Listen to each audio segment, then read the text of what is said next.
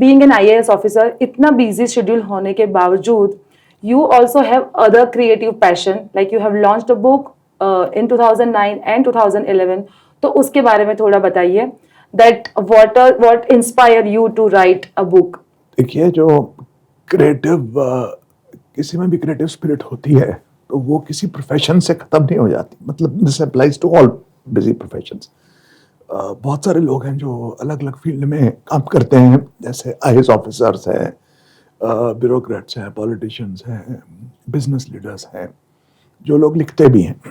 तो कहने का मतलब है कि अगर आप किसी ऐसे क्षेत्र में काम करते हैं जिसमें बहुत काम है, तो भी आपकी हॉबी और पैशन जो है वो कायम रहता है.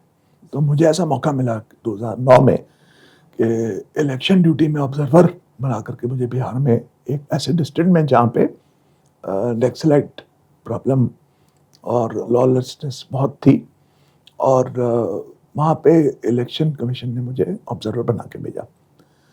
तो मैं वहाँ पे 2 महीने रहा, कम से कम 2 से ज़्यादा ही रहा. तो वहाँ पे जब मैं था तो काम के अलावा बहुत समय मिलता था. सर्किट हाउस में रहते थे, किसी से इंटरेक्ट कर नहीं सकते थे, कोई जानता नहीं था. तो मैंने वहाँ पे उस टाइम को यूटिलाइज किया और मैंने लिखना शुरू किया वहाँ पे. और बहुत समय लगा मुझे बुक को कंप्लीट करने में, कई साल लग गए लिखते. और फिर उसको रिफाइन किया, फिर मैंने पब्लिशर ढूंढा, और ऐसे करते करते मेरी बुक रिलीज हुई. और it is a satire on bureaucracy, pyramid of virgin dreams, जो पहली किताब थी. द बुक डिड वेल, और it was also translated in other languages except English, और रूपा पब्लिकेशंस ने उसको पब्लिश किया. तो द फर्स्ट बुक.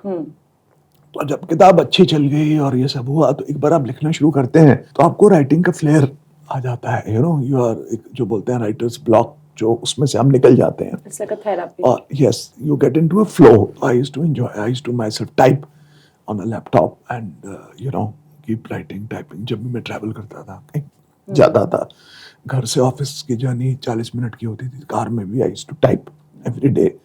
तो इस तरह से मैंने सेकंड बुक स्टार्ट की. तो सेकंड बुक जो थी उसका नाम है द ड्रीम चेजर्स, जो मेरे चैनल का नाम भी है. मैंने उस समय एक मूवी देखी, 3 इडियट्स, जो मैंने बात करी थी, और उसमें दिखाते हैं कि किसी भी यूथ का जो अपना ड्रीम है वो उसको चेस करना चाहिए उसको. तो मैंने थोड़ा उसके बारे में सोचा और अपनी लाइफ से रिलेट किया कि अगर मैंने अपना जो पैशन था वो सिर्फ वही चेस किया होता ब्लाइंडली, तो शायद, मालूम नहीं, मैं शायद बेटर ऑफ होता कि वर्स ऑफ होता, आई डोंट नो. लेकिन बहुत अनसर्टन लाइफ होती.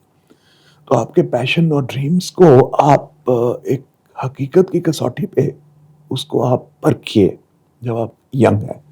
तो it is a story of 3 friends, and the story is के कॉलेज में जब पढ़ते हैं तो हर एक को अलग अलग काम करना होता है. और वो लास्ट ईयर जब उनका फेयरवेल होता है, डिसाइड करते हैं कि हम लोग 2 साल के बाद फिर से मिलेंगे. और वो 2 साल में हम देखेंगे क्या करना है, और उस 2 साल के बाद जब मिलेंगे तब हम जा करके फाइनलाइज करेंगे हमको लाइफ में क्या करना है.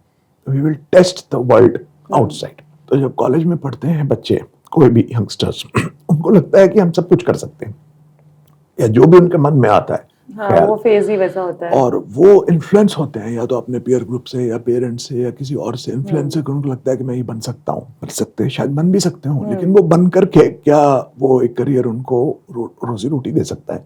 क्या वो स्टेबल है? उसमें कितनी डिग्री ऑफ अनसर्टेनिटी है, कितनी सक्सेस की पॉसिबिलिटी है, और उनमें खुद में क्षमता है कि नहीं? उसको टेस्ट करने के बाद आप अपने ड्रीम को क्रिस्टलाइज करिए, और उसके साथ साथ प्लान भी रखिए कि अगर ये ड्रीम नहीं होता पूरा तो मैं दूसरी ड्रीम में भी जा सकता हूँ, दूसरी जगह भी जा सकता हूँ. तो ऐसा नहीं होता कि एक ही चीज इंसान कर सकता है, और दोनों चीजें अनरिलेटेड भी हो सकती हैं. जैसे कि एक्टिंग और bureaucracy, completely totally 2 different things. लेकिन वन कुड डू इट, क्योंकि मुझे उस समय लगा कि ये मेरे लिए फील्ड ठीक नहीं है शायद, या बहुत ज्यादा अनसर्टेनिटी है, या मुझे इतनी फाइनेंशियल बैकिंग या सपोर्ट नहीं थी. तो मैंने बोला कि इसमें घुस जाएंगे, और अगर तो कुछ नहीं आपको रियलिटी चेक पहले चेक लेना चाहिए, उसके बाद ही यू हैव टू डिसाइड.